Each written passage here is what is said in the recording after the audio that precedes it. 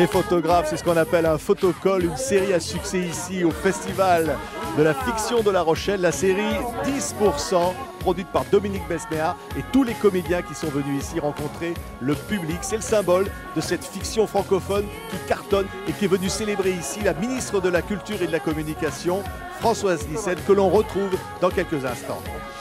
I need you so, oh, I won't let you go, oh, I need you so. Waouh, quel succès Stéphie, hein, c'est génial de se retrouver là, la Mais oui, c'est troisième saison. merveilleux, merci la vie. Merci la vie. Bah oui, enfin moi c'est la première fois que je viens ici et quand je vois l'énergie des gens, la simplicité aussi de l'endroit, l'accueil, ça donne envie de revenir tous les ans. Vous vous souvenez quand on vous a proposé ce rôle dans 10%? Je me souviens et je me souviens surtout quand on m'a dit que c'était bon et ça donnait à peu près ça. Donc voilà. Comme dans le film. En fait, c'était le personnage du film. C'est ça. Qui espère un rôle et tout ça. Et Mais c'est un peu vous, c'est un peu votre propre histoire dans ce film. C'est un peu ma propre histoire et c'est vrai que ce personnage, on a quand même elle est quand même un peu plus insistante. Moi, c'est au contraire, je suis plutôt du genre, si c'est pour moi, ça va se passer, sinon c'est que c'est pas pour moi. Mais c'est vrai que c'est un personnage auquel je suis très attachée parce que spontané, parce que voilà. Le public, il est là. Oui, Stéphie, hein. quel bonheur. Merci, c'est gentil comme tout. Merci beaucoup. Vous allez voir le film? Bien sûr. Non, pas vraiment. Je l'ai senti. On le fait maintenant. Je regarderai chez moi, tranquille sur mon canapé. Bon, d'accord. Qu'est-ce qui vous plaît dans 10%? Les comédiens déjà, ils sont tous très bons, ils nous font rire et c'est très distrayant. Ouais, voilà. Ça fait Et plaisir. elle en Merci, particulier. Et elle est très jolie. Hein. Oh non, tous, non, surtout pas de... Non, tous. La dame, elle a dit c'est vous la secrétaire. Oui, c'est moi, mais qui essaye de devenir actrice, mais c'est compliqué. C'est pas facile. Hein. Et vous- Voilà. Liliane, s'il vous plaît. Eh oui. Elle devient star. Non mais ne nous révélez pas la fin. Ah ben je vous dis pas, mais Ah non. Merci à tous. Hein. Merci. Et on retrouve tout de suite donc la ministre de la Culture, Françoise Nyssen. Merci. Hein. Au revoir. Merci. Hein. À bientôt. Merci. Au revoir.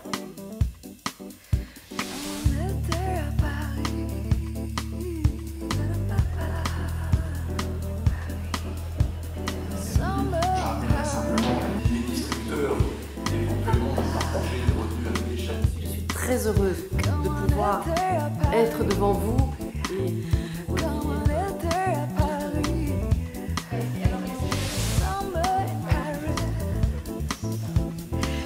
Bonjour Madame la Ministre. Le 20e Festival de la fiction télévisée, ça marque, vous le dites, la réussite de la France, cette fiction qui grandit.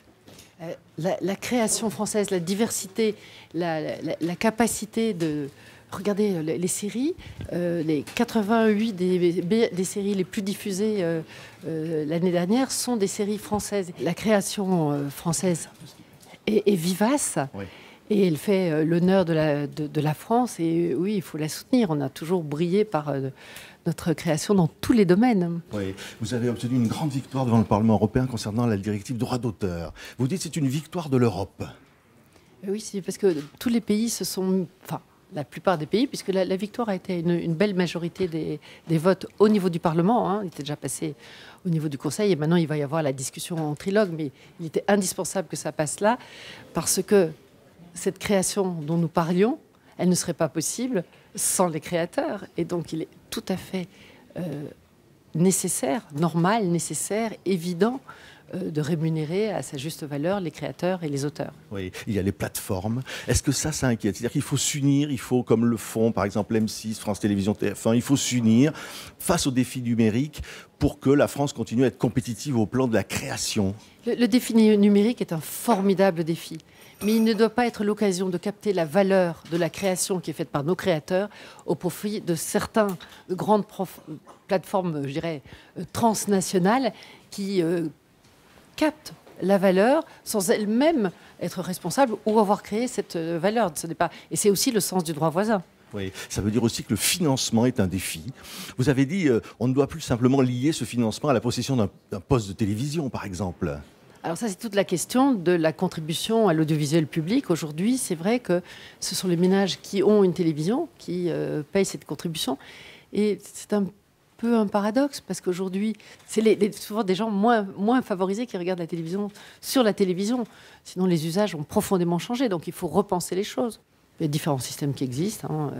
Ça peut être via un abonnement Internet pour avoir accès justement à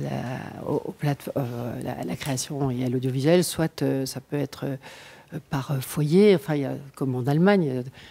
En tout cas, c'est une question qui doit être posée et analysée au plus vite pour réformer cette contribution. Oui, un mot sur la francophonie. S'il y a un grand débat cet après-midi sur la francophonie, c'est un défi aussi, qu'on puisse récompenser les œuvres francophones, qu'il puisse y avoir, comme c'est le cas ici, des séries africaines, qu'il puisse y avoir des coopérations qui se créent. Absolument, et nous avons à nous enrichir de cette création qui se fait partout et de la regarder comme une richesse possible. C'est pour ça qu'on parle de plus en plus de la richesse des langues françaises, parce qu'elles sont multiples et la langue française s'enrichit en permanence du contact avec les autres. Oui. Vous dites quoi aujourd'hui? C'est le message que la France peut être leader dans un domaine quand elle sait s'unir, quand elle sait défendre les créateurs. Ah oui, au niveau de la diversité culturelle, elle l'a toujours été, et elle continue à l'être, et je dois dire que c'est pour cela un très très beau jour mercredi matin à l'Europe, puisqu'il y a eu cette résolution donc, sur ce vote très majoritaire pour le juste partage et la rémunération des auteurs et la création d'un droit voisin, et aussi un vote politique par rapport à des comportements illibéraux de certains pays. Et donc je dois dire que c'était un jour réjouissant où on montre que l'Europe a un sens, et notamment l'Europe par la culture. Oui, un mot, parce qu'il y a un débat sur la place des femmes, sur les tournages qui va être organisé ici. C'est important aussi de dire que le cinéma, la fiction télé doivent aussi montrer cette image de diversité et la place des femmes. Mais pourquoi vouloir se priver de cette force créatrice de la moitié de la population? Là aussi, c'est une vraie question. Comment est-ce qu'on n'a pas pu plutôt poser cette question dans des termes aussi simples? Mais bien sûr qu'il faut que les femmes soient présentes avec leur force créative. C'est la moitié de la population, je vous rappelle. Oui, il faut que cette télévision reflète cette diversité. Vous pensez qu'il y a encore des efforts à faire, qu'il faut encore que les télévisions fassent des progrès dans beaucoup de domaines? Dans l'ensemble du secteur culturel, je vous dirais que des efforts restent à faire. Au ministère de la Culture, qui est un des premiers ministères qui a d'ailleurs le label Égalité Hommes-Femmes, il y a encore des progressions à faire, notamment dans les directions des établissements.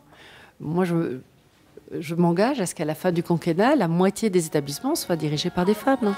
Merci beaucoup, Madame la Ministre.